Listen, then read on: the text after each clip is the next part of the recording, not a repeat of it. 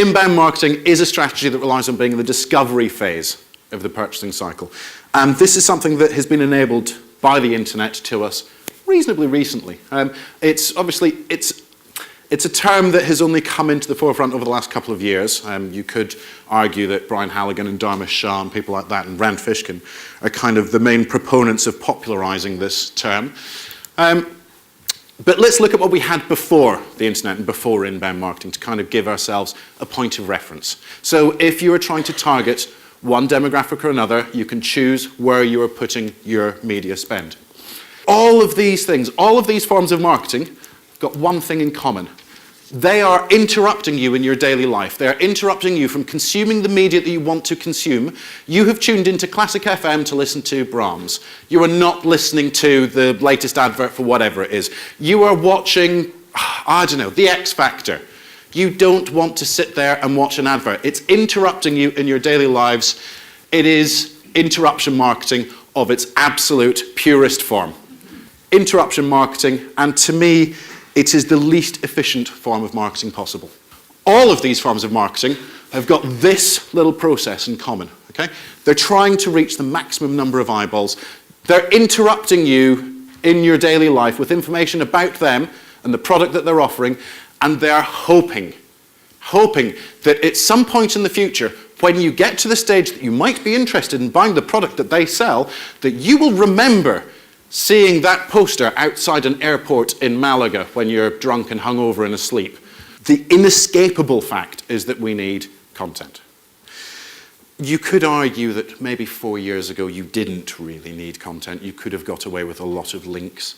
We don't live in that world anymore, so we kind of need to adjust to it. This might be why I'm happy with my job title changing from SEO to inbound marketing. You need lots of content to be able to get those clicks. Now, people are essentially egotistical and they share stuff that they did far more than they're going to share stuff that you did. So if you've got the kind of business that lends itself to it, stick a community up on it.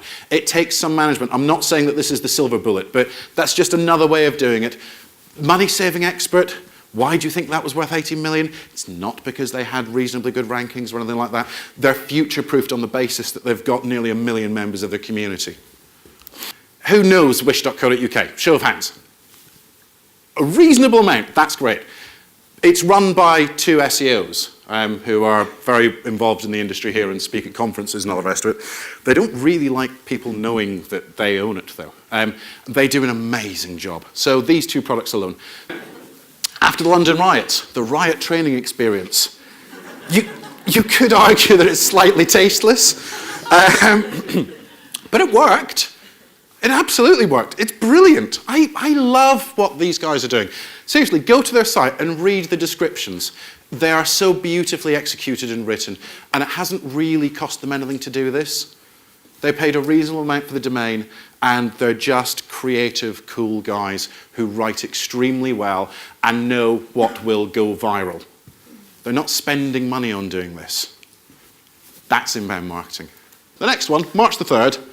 Would you like to know where this dream beach is? Click on I like. 2,800 shares. 100,000 people like this. People are so easy to drive into doing what you want when you tell them what to do. Seriously. Oh, God. I know, because I know how much business they drive us, that these guys are absolutely destroying it in their markets. They're not spending very much on advertising. They're just good at what they do. They're good at this whole thing of inbound marketing. You can pay for that bit. That is how much you can earn through inbound marketing. Look at the difference. Twitter is even better. It's awesome. That's what you can buy, but even that doesn't go to your site. That goes to another page on Twitter where you can then have a message that, has got the outbound click. It's, you want to be in this bit. You don't get in that bit without good content. Let's look at this modern buying process again. We've got the interest and the research all the way through to the retention. And I've kind of noted next to it all of the different bits of inbound marketing. And I think there's quite a nice divide there. That into 2 different kinds of traffic. Basically, the stuff that you can afford to pay for and the stuff that you shouldn't be paying for. When people are in the research phase, that's the kind of stuff that you want to be answering. You want to be answering that with good content on your website. People will find your site naturally. They will refer to you. If it's good and entertaining, they will share you. If someone is asking these kind of questions, where can I buy it from? How long does it take to get to me? Do you offer credit terms? Whatever the hell it is, that's the kind of stuff that you should be answering with paid search, because that is where the ROI is. Kind of the takeaways are be relevant to the media.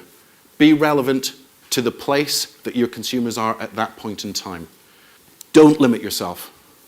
This is the one common mistake that, I come from the SEO industry, it's the one common mistake that we as an industry have always made. We're always like, no, paid search is shit, I don't do that. Why? You're losing at least a third of your market. Don't limit yourself. Now, I'll finish with what's the downside to all of this. Seriously. Let's just say that you go to all of this effort and you build loads of information and you've got great content and you've built a community and you're putting stuff out there and all the rest of it. I don't see why this would ever be bad for your business. Because even if you don't attract tons more traffic, you're going to be building credibility in your marketplaces.